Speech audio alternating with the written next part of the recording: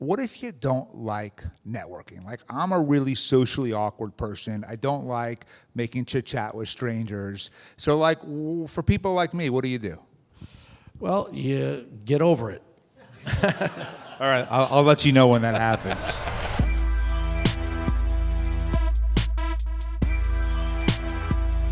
Hi, I'm Bradley Tusk. It's my bookstore, and it is really a privilege to be here tonight with my friend Frank and talk about this great book that he wrote. And look, I think everyone here is familiar with him, but there's two things about Frank that make him sort of impressive and appealing to me.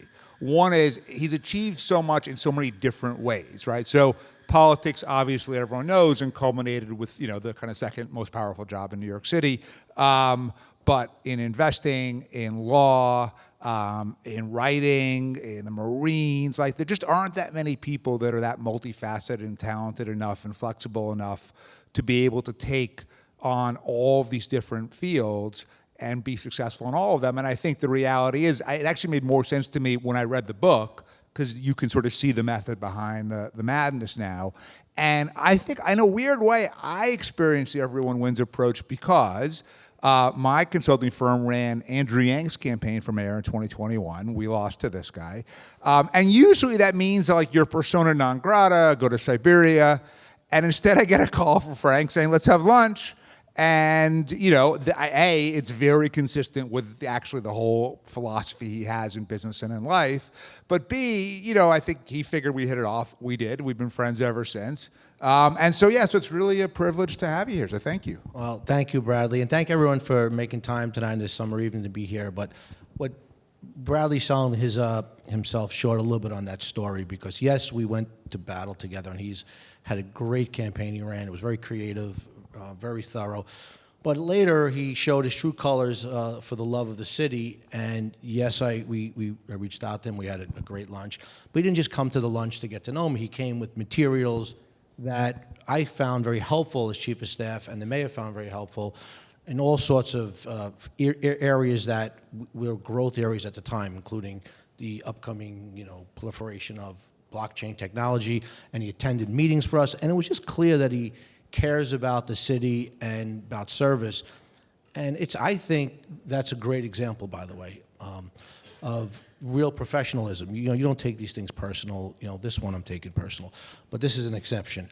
This upcoming race I'm taking personal. But besides that exception to the rule, there's always, as the judge will tell you, there's always an exception to every rule. But the general rule is, you go in the ring, and Jason Williams here will tell you how many battles he had, and after the game, you go, meet your adversary, whether for dinner, for a drink, for coffee, whatever it is, when you left it on the field, and you're able to, be friendly afterwards and show respect. So I thank you for that as well. Yeah, thank you. I think we just, both for the audience, but really especially for the listeners on the podcast, we just got to start out by explaining the philosophy behind the Everyone Wins process. Yeah, it's I guess it's a quirky name, but it actually, what is the philosophy behind Everyone Wins? It's a tutorial that I've used in my life, and this is the second version of the book, which I wrote with a dear friend of mine named Russ Prince. And I should just tell a little story about how Russ and I got to know each other. I like to read as much as possible, particularly books on business and success stories and history. So I was reading a book called Bargaining Brilliance. I think the author was Louis Schiff, and he was talking about, in his prologue, his mentor in business, which is a fellow named Russ Prince, a recluse living in this compound in Greenwich, Connecticut, but who grew up in gritty Canarsie. And I said, "Whoa, Canarsie, that's where I grew up." And those of us from Canarsie have a real, we really bond. And where's Monsignor Casado? It's a special place filled with grit, toughness, and a lot of terrific memories and loyalty. So I reached out to Russ, who I didn't know from a hole in the wall, through an email. He responded within a minute, and we started collaborating right after that, after our breakfast meeting. And we wrote many articles together, and we spoke at different venues, and we wrote Everybody Wins, the first version, about a little over 10 years ago, I think. And then we applied what we wrote into our regular lives and said we have to sort of update this and really, try to demonstrate that. So at its core, it is about finding common ground with whoever you're doing business with in a very ethical, credible way, and playing long game. And in so doing that, you'll realize opportunities will compound themselves. and you build an incredible network that will apply itself to really any endeavor. But by looking at life in a zero-sum game, or everything is a battle. I know you hear a lot of parents say, "Oh, about their kids, she or he argues so much they're gonna be great lawyers." It's actually the opposite of that.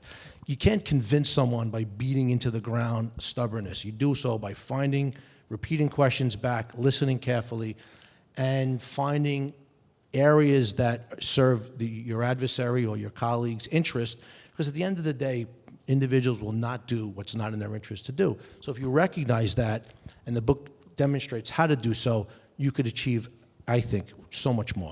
All right, so this wasn't on the list, so I might call it. But what's the point where, so my guess is, it started off kind of iterative, which was you were doing stuff and you realized certain things worked better than others and started doing more of it. And when did it go from just sort of you doing things by instinct to it turning into like a philosophy and you're like, oh, this is how it should work? I guess writing the first book, then sort of memorializing what you did instinctually, and then I said, wow, this is a real thing. And also thinking back on my career, I see Pat Parada there. We've done trials together in the early 90s. And I remember going into court, guns blazing, and one day, late great judge, Teddy Jones, judge, I remember, pulled me in the back and he said, I think it was 1994, he said, "Counselor, you got to settle down." He said, these are your colleagues. And it dawned on me, he's right. This is not a blasting war. If I'm not convincing to my clients, to the court, to everyone, I'm doing a disservice. So I thought of those things later in writing the book, and then I started applying that, and then I saw incredible results. Yeah. And so one of the things that I really liked about the book is it's tangible, right? It's not just like, oh, here's sort of how I made it, but you give really specific advice. And one of the things that I kind of thought was interesting, because I had never thought about it this way before, is asking open-ended questions. So my question, which is not open-ended, is one, where did you sort of come up with this and why do you think it's worthwhile? And then two, what's the best open-ended question you've ever asked? So I came up with, from reading other professionals and other novels and both fiction and nonfiction, but open-ended question is essentially about empathy. It's about tactical empathy. It's about listening. You really can't understand what's at the heart or core of a matter without listening, and listening with your eyes, your body language, your full attention. How often anyone in this room could remember if you're speaking to someone, they're already thinking of the response without even letting you get to the conclusion of what you're saying, and you're missing an enormous amount of information by quickly thinking about your witty response, which is not that important because you know what you're going to say. But what's more important is listening so that you could find that common ground and then achieve a goal that, of course, is your goal, but one that mirrors, hopefully as close as possible, the person that you're negotiating with or dealing with in any capacity. All right, and then one of the yes. So what's, just from what you remember, like the open-ended question you asked that yielded kind of the best result? I guess the most interesting open-ended question someone has asked me is, what do I do for a living? And or what do I do? And I still don't know what that is. And I'm still learning, and I'm not sure. Like a Wikipedia page. I'm not sure I could articulate it in a quick way because it's essentially, I've had a diverse career, and at its core, I like to problem solve. I like to achieve a goal, overcome a barrier, and I'm going to overcome one in November, and John and I have a new bet. So see the challenge ahead of us, see all the obstacles, find a pathway, and that's sort of just more consulting. But it's really not. I don't know. I'm not. I never said I'm like my friend Pat just mentioned, an expert criminal defense lawyer, or someone's an expert chef or a writer. I've had diverse career, so I'm not really sure what it is I do exactly. Yeah, you solve problems. I guess so. So the next one is a question that Frank and I both really liked, and it's really a series of questions, but a theme. So I'm just going to read all of them and then just speak to the topic generally, right? So how do you define happiness? Where does wealth come into it? Did you grow up wealthy? What have you done with your money that you're most proud of? Are those things purchases, or are they ways you've impacted the world? And how do you think about your children if they haven't had to struggle? All right, I'm not sure I'm going to remember them all, so I'll just go by the ones that come to mind. There'll be a quiz on this Happiness later. is that's of course subjective, but for me, it's giving 100% of whatever I do. When I don't want to feel regret, and when I don't do something 100%, and I feel regret, I could have done something, I should have done something. it troubles me. So my happiness comes from when I'm doing everything when I'm doing something with complete focus and all of my energy. And also doing something meaningful towards a goal and achieving a goal. So when you're aiming towards I guess a meaningful end, whatever that is individually, to me that's the true meaning of happiness. And then also doing so with people that you care about and love, and being able to support and take care of them is also very important. So where does money fit into that? To me, it's the most critical component of it all, because it gives you what I consider the real true, real true test of happiness, which is pure freedom. And economic freedom allows you to do what it is you want to do, whenever you want to do it, with whoever you want to do it, however you want to do it. And that is real freedom. And if you can do that for you and your loved ones, then I don't know how else you could define happiness. Right. So did you grow up with a lot of money? I think I know the answer to that question. But Mons, who knew me? So no, I grew up in Canarsie, as I said, a real gritty neighborhood, and we had a lot of love in the house, though I have to say. We didn't have material wealth. I used to ask for change to take the subway. I would sell newspapers for the Canarsie Courier, sleep outside and sell Christmas trees, flowers, clean, would mop floors on Avenue L, I had every job you could think of, but always enough just to buy food and have enough. But I never felt poor. I really never felt poor. And I always knew, my focus was always to improve and work hard and build financial freedom, as I said a moment ago. So I was fortunate that I had this great community around me of support, and fortunate that I had loving parents. Although we did not have wealth, I never really felt like I was missing anything. So then, given everything you just said, you have, one, a real sense of pride and accomplishment because you really made it, but you also kind of know what it's like to struggle, and you can factor that into how you deal with other people, empathy, everything else. Your kids, right? They didn't grow up like you grew up, and you're a parent, and you want to do the best by your kids. Everybody does. But with all that said, in some ways, some of the things that also allowed you to be successful are not things that they're necessarily experiencing. I worry about this a lot with my kids too. Like, how do you think about this? That's a great question, and I think I struggle with, and I thought about for a while. You just can't recreate your life, right? My life is mine, and theirs is theirs. So I thought about this early on in their lives. My daughter's 25, soon to be married, and she's studying for the bar exam in Florida. And my son's 22, he's working with me. But so my main goal for them, as far as a parent goes, is just to make them good people, where they're honest, they're respectful. As a young age, I made them say hello to everyone when they entered a room. And I like to think that I've achieved that, or they've achieved that on their own with our guidance. But I could not recreate the grit, the hardship, the struggle, and I didn't try to. You could be frustrated recreating your life in the lives of your children. It's impossible, but it's a tough question.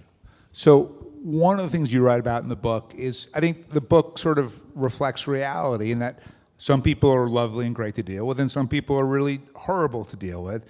And you talk about narcissists, and my question to you is, are there more narcissists in politics or in business? First of all, everyone in politics are narcissists, so there's way more in politics. It is not even close. And I guess it's just the nature of the beast. There's highs, there's lows, and you're always under the microscope.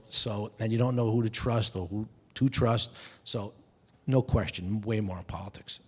And either way, what's the best strategy for dealing with, if you're not in a position to just choose to not deal with them, if you have to, what's the best strategy for it? Yeah, that's about narcissists or others? Well, it's interesting. So you talk about in the book narcissists, and then you have sort of a separate definition of someone who's like, you actually call them monsters, right? So pick either one, but just someone who's really difficult. So I think Warren Buffett may have said this, so I could be getting this wrong, but I think you cannot do a good deal with a bad person, and you cannot do a bad deal with a good person.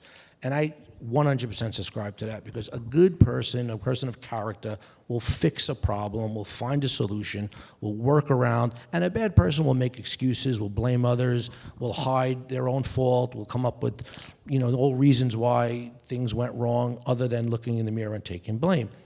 So with that being said, you try to avoid selfish, what we call in the book, monsters at all costs, but you caveated your question by saying, what if you cannot do that?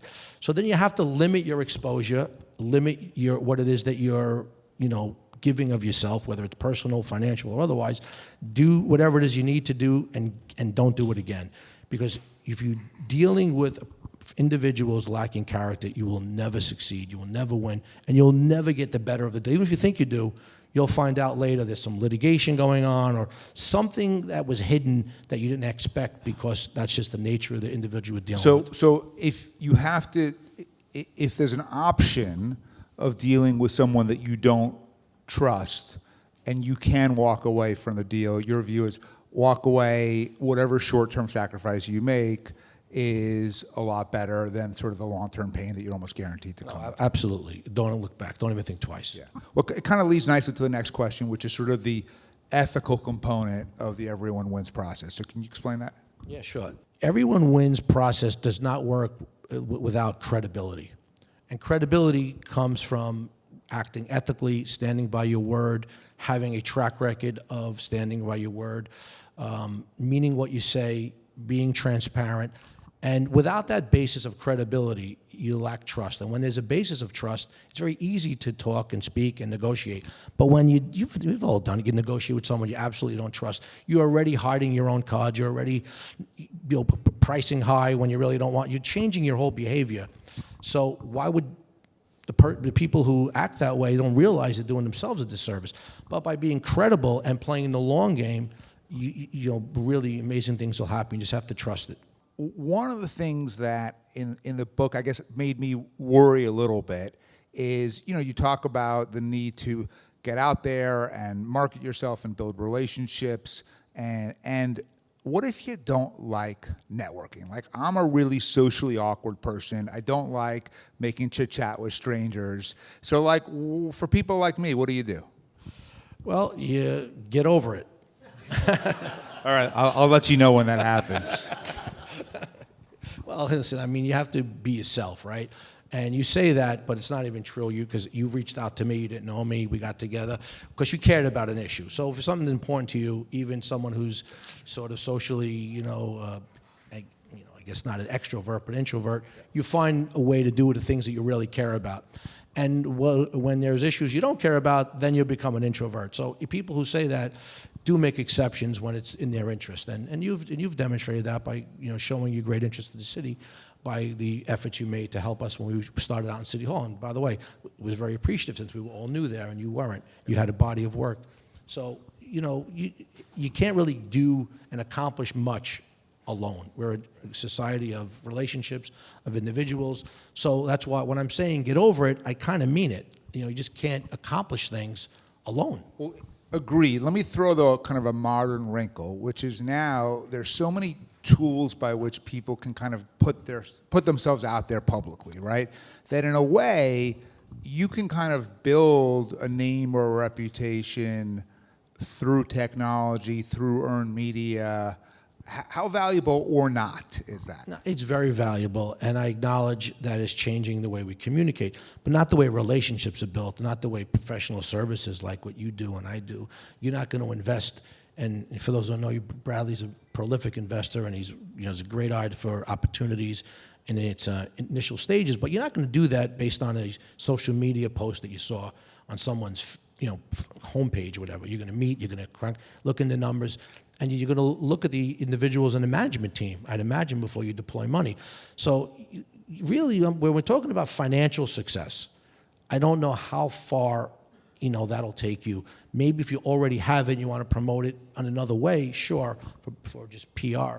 But it does change things. I acknowledge that, and we'll see how it plays out in the future. I'm a little worried about college-age students coming out of school without the social skills, particularly those in professional fields like lawyers, accountants. They don't have the interactive skills necessary. Yeah, and when we talk about PR, one thing that you did that I remember finding really impressive was, I think it was New York Magazine, and I'm guessing it started out as a hit piece, and you really leaned into it and worked them, and were just so kind of transparent and candid about everything that it turned into a really good article. I assume you remember this, but talk about how you approach that. First of all, I have great professionals, and one of them sitting over there, Stulosa, so he deserves some of the credit as well. And again, it's bringing in people I think are the best in the business. What I did, and I knew the mayor and of us coming into City Hall was engendering a lot of attention. So I walked right into room 9, day 1, and I said, we're on the same floor. Just it's an open door policy. If I'm on the phone, if I'm busy, I can't speak to you. But if I'm not, come in. Maybe I can answer. If it's not confidential, I'll do my best. So I tried to be as transparent with the press as possible, knowing that the game was to try to find embarrassing moments and discredit myself and the administration. So because I did that, knowing it, and I didn't take it personal, I was able to turn many stories like that and put a little bit of a spin on it of, just sincerity, and at least I got my voice into some of these. And people would maybe disagree or agree. I just thought it would better to just face on the people out to get you and, take it day by day. And truthfully, I didn't really care too much. I knew, like I said earlier, I know my friends and my family. I know who I am. It didn't matter to me. So I'm going to do my best. And if they want to write what they write, I really didn't care. I still don't care. Are you good at saying no? I used to be not good at it. And then you asked me this question earlier, and the answer is, now I am. Why? First of all, the most precious asset I have now, and many of us have here, is time. And I don't have time to waste on frivolous ideas, frivolous conversations, gossip or otherwise. So I look at everything through the lens of is achieving my life goals, is achieving the goals of the people I care and love about. If it doesn't, that's in my mind, I ask these questions, I dismiss it immediately, cut it short, be polite, and I move on. All right, we're now going to flip it to a couple of political questions because we can't really resist, and then I'm going to turn it over to you guys. So you're Mayor Adams' chief strategist. You clearly believe he can win this election as an independent. Tell us why and tell us how you see the race. So yes, I do believe he could win, and I thought so for a long time now. And the mayor and I, see eye to eye in many things. He's an incredible public servant. So there's been this sort of dichotomy, and I've said this a few times already publicly, between what I see from the public and in the street, walking around with the mayor, the way he's greeted, the way people exchange pleasantries, and just my own community of friends and family and colleagues and business associates. And I look at the way he's, greeted. Then I look at the way he's portrayed in the paper, and for good reason. He went through a difficult time. We calculated almost $1 billion worth of negative press based on what we consider to be, frivolous indictment. Now, since gone, fortunate for him. He's very grateful for that. But so I look at his personality, his work ethic, and his character, and then I say, and anyone who's been around a while watching, and who's a political, junkie, I guess, or following campaigns and other mayors over history, the body of work from when we took office in January 1, 2022, with masks on, in the cow, offices closed, driving up and down Broadway with boards in the window, uncertainty, till today is incredible accomplishment. So it's just a matter now of taking that accomplishment, lowest record of homicides in recorded history, 40,000 storefronts opened, of which 11,000 are bodegas employing 75,000, city of yes, on and on and on and on and on of accomplishments, more to do, some mistakes made, learn from them, go forward. So his story and the story of the administration has not been told yet to New Yorkers. And New Yorkers have, they're fickle and they have short memory. They're just looking what's gone on this last few months, last 6 months. They're not thinking back to coming out of COVID and what it was really like and what the administration has accomplished. So since I know the body of work is there, I know the story is there, I know the negative has is in the rearview mirror, but not long enough that it's gone, so we'll get to that. And then I look at the man himself. He is going to electrify the communities when he starts campaigning, which is starting this month. He's going to be out in all the communities throughout New York, which he spent his career respecting, listening to, building bridges, making friends. So I have a campaign team, a strategy, a record. So why would I not think we're going to win? And then I look at the electorate, and you could easily say, well, there's more Democrats than anything else. He is a Democrat. Mayor is a Democrat. He's a remaining one. He is one, and that's not going to change. Yes, he's not on the Democratic line for good reason. There was no way we could have overcame all of that in a short period of time, and with ranked choice voting and the fact that campaign finance took away our money, and make no mistake, we'll get it back. So The money will be there, the plan will be there, the work ethic will be there, the record will be there, and at the end of the day, I think once that all gets communicated to everyday New Yorkers, I think the mayor will be reelected. And do you see a world where Cuomo and Sliwa recognize that and drop out to give the mayor the best chance? It's a great question. They can't get off the ballot. It's too late. There's some nuanced way you can, but I think it's death or disability, something like that. But I look at it this way. A great basketball coach or football coach puts the game plan not hoping the opposing star player gets injured. You put your game plan in, whoever's in front of you, you pound the line, you'll break one, and good things will happen. And that's the way we're looking at it. If that happens, great. If it doesn't, fine also. Two questions around legacy. So one is the mayor's, and you kind of got into it a little bit already, but if you had to pick a couple of things. But then the other one, and I'm going to force you to answer this because you're going to demur, your legacy. What are you most proud of in your time in government? And just so that you don't try to squirm out of the question, I'll throw a few specifics like the Fifth Avenue project, the Willets Point soccer stadium, and Kips Bay as a couple of examples. Thank you, Bradley. Listen, some of my team is here. I see Minash and Tiffany. They were deputy chiefs of staff when I was there. Now deputy mayor, and still for Tiffany Raspberry, and Minash is still kicking butt over at City Hall, working his tail off. But having a great team allowed us to accomplish really important projects that were stalled before. And the mayor giving me the authority to do so, we were able to move Willets Point, 2,500 units of affordability, infrastructure, first ever privately funded soccer stadium, Fifth Avenue, sort of making Bryant Park to Central Park, like Shampton to say, Kips Bay, life science, several billion-dollar projects. And all of these were done with the cooperation of the executive and the governor.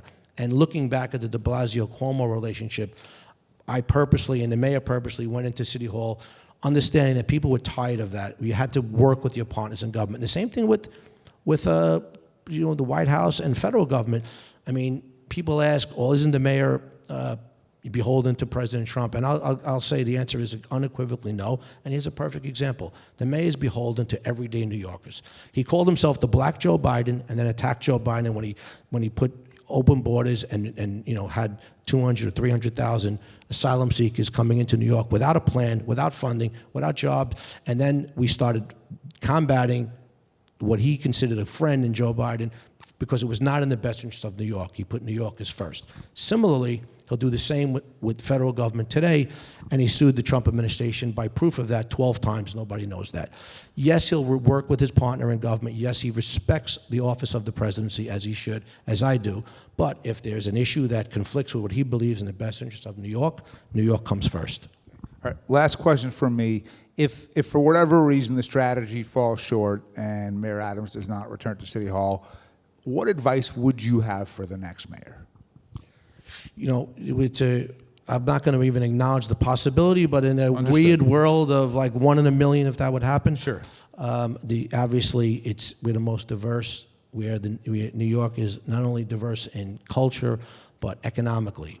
And do not be divisive, be inclusive. Economically, socio-politically, all of the above. If New York was a country, we'd be the 9th largest economically on earth. So it's a significant place, center of culture, tourism, commerce, and we have to maintain that leadership through growth, through innovation. And by stagnating and breaking people into categories, wealthy, not wealthy, many people who are wealthy today were not wealthy 20 years ago. And you can only do that because of the opportunities presented in this great city. So don't destroy that. Great. All right. I'm going to open it up to the audience. So questions for Frank. Hi, Frank. I'm Sharina Amunategi. My question for you is, earlier you mentioned that trust and integrity is everything. What's your philosophy in giving people a second chance after they've shown untrustworthy behavior? Are you a one and done kind of guy, 3 strikes and you're out? I'd love to hear some examples. Well, great question, but neither. Every circumstance is different. Everyone's going to make a mistake, so I am definitely not a one and done guy. Unless it's purposeful, unless it's like no remorse or acknowledgement, when it's clear that a mistake happened, and that includes myself. I'm not afraid to admit when I make a mistake, and it happens often, and you learn from them. So if it was in sincere difference of opinion or an error, no problem. But if it is a pervasive, habit that And reputation it's as large as New York is, as small as it is, and reputation follows people around. So it's based on each circumstance is different, and I'll judge it as I counter it. Hey, Frank. My name is James, and this question is a little bit for both of you. So to piggyback off that question, you talk about the importance of trust and using that as the foundation for a relationship. And you had mentioned also about how many tools there are online to kind of get your name out there and whatnot. But I feel like trust is kind of crumbling right now. It's harder for people, I feel like, than ever to know who and what is real. It's so easy with tools to falsify who you are, your experience, your credentials, your background, whatever it may be. And I feel like everyday Americans and probably our adversaries as well are using this to deceive others.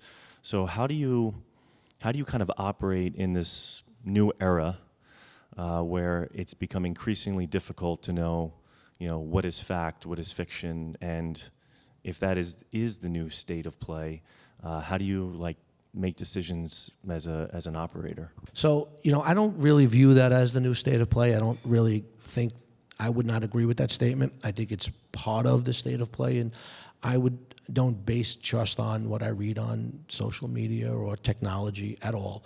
I very much base it on an individual's reputation, and what I could glean from my interview with the person. That's why in the book we talk about open-ended questions, tactical empathy, active listening. All that is to find out if you trust the person. There's a skill set that allows you to do that, and it's learnable.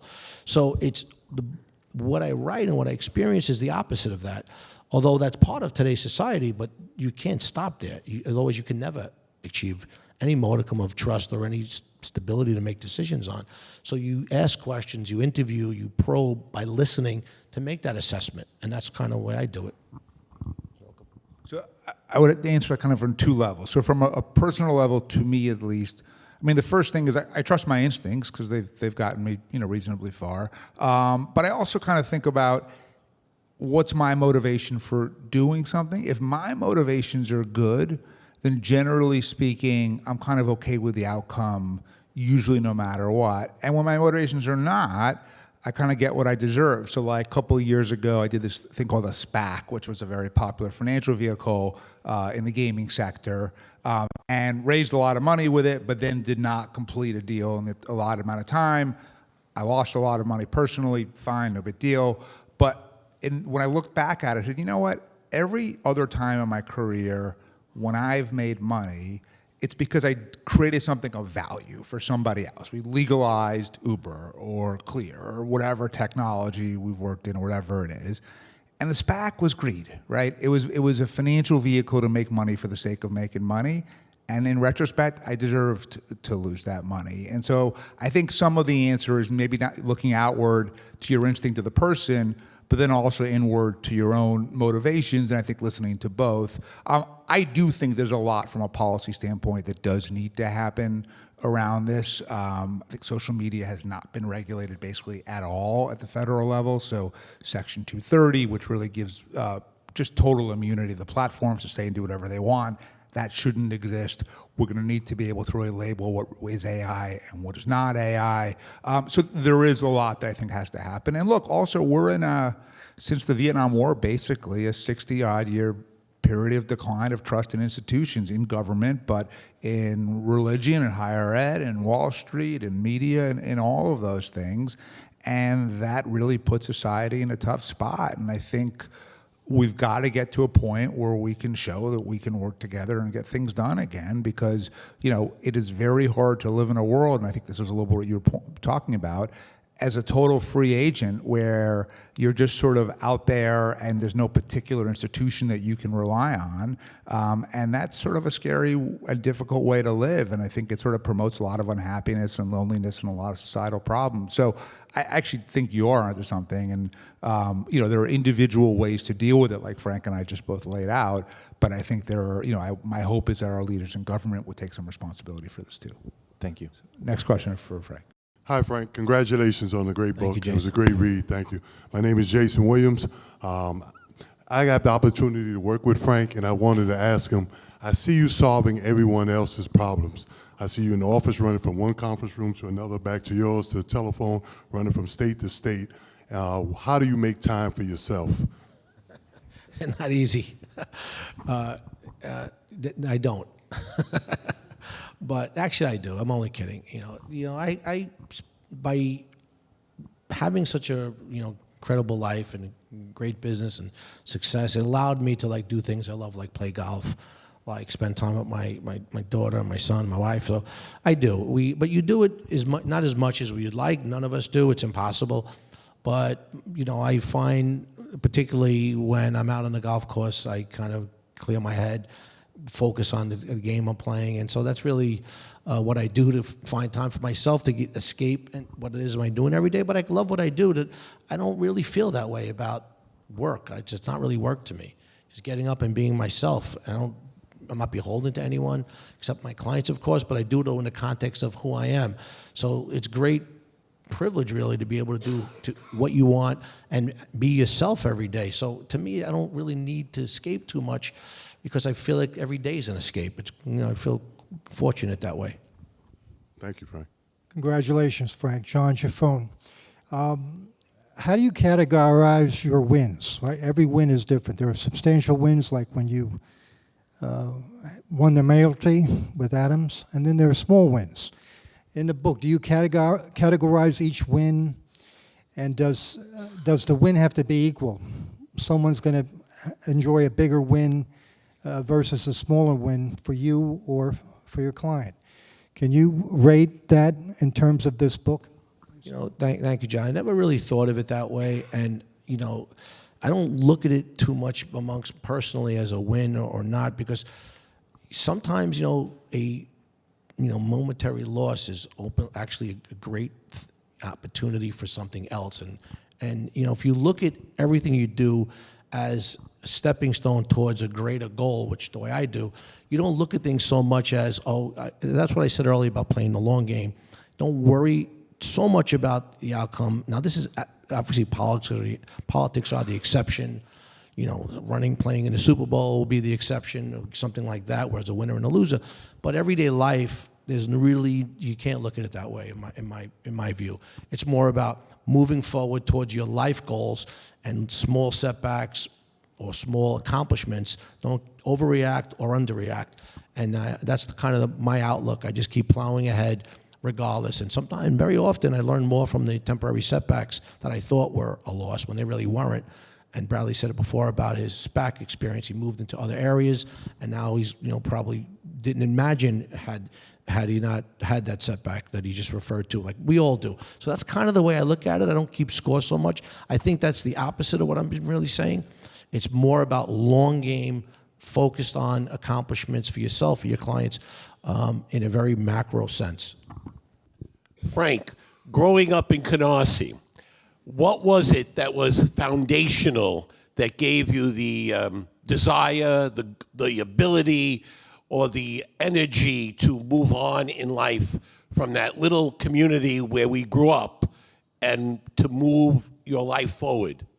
It's a great question, Monsignor. And although we look back at Canarsie with such nostalgia, we all wanted to elevate ourselves beyond Canarsie while we were there. And that was just the way we were raised. And, it was very much a Italian-American, Jewish-American community for the most part. And we sort of learned something there that I don't see. I shouldn't say this, but I'm going to anyway. You don't see the grittiness of younger kids that we've had we would leave in the morning, play all day, wherever we went, and mainly in the schoolyards. And you learned how to negotiate, how to behave, and you learned a sense of compromise in the schoolyard, or there were consequences, and you knew how to be, so you had to learn quickly. And that ability to compromise and survive on your own gives you the character, I think gave me the character as an older, mature adult, versus being secluded in your home, watching social media or living vicariously through fictitious lives. We didn't have such a thing. There was not even cell phones then. So it was engaging your people in the community, all different people, all different personalities, and learning how to deal with them all. So that sort of, those lessons in the schoolyard, I call it, the schoolyard education, to me was invaluable. Was there any inspirational figure in your life growing up in Canarsie? Besides me? Besides you? Okay. Yeah, listen, I had, as I said, very working class. My grandfather was a mailman. My father was an exterminator. My mother was a school teacher. And we never had, there weren't yellers and screamers and over emotion. So the family unit as a whole, I would say, the stability and the love I got there really gave me a great confidence. But I also remember my high school baseball coach in Canarsie High School. I was a player. And, I always took to my coaches, particularly because I loved the game so much and whatever I was playing. But the advice I got in my high school baseball coach, Bobby Napo, had a big impact on me.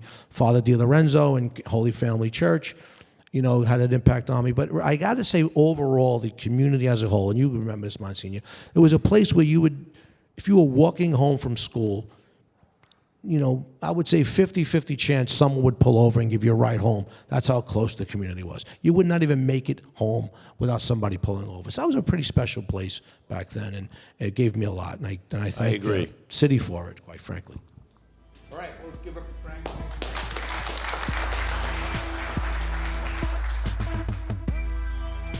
Firewall is recorded at my bookstore, P&T Knitwear, located at 180 Orchard Street on the Lower East Side of Manhattan. We'd love to hear from you with questions, feedbacks, or idea for a guest. Just email me at bradley@firewall.media or find me on LinkedIn. And to keep up with what's on my mind and my latest writing, please follow my new Substack at bradleytuss.substack.com. Thanks again for listening.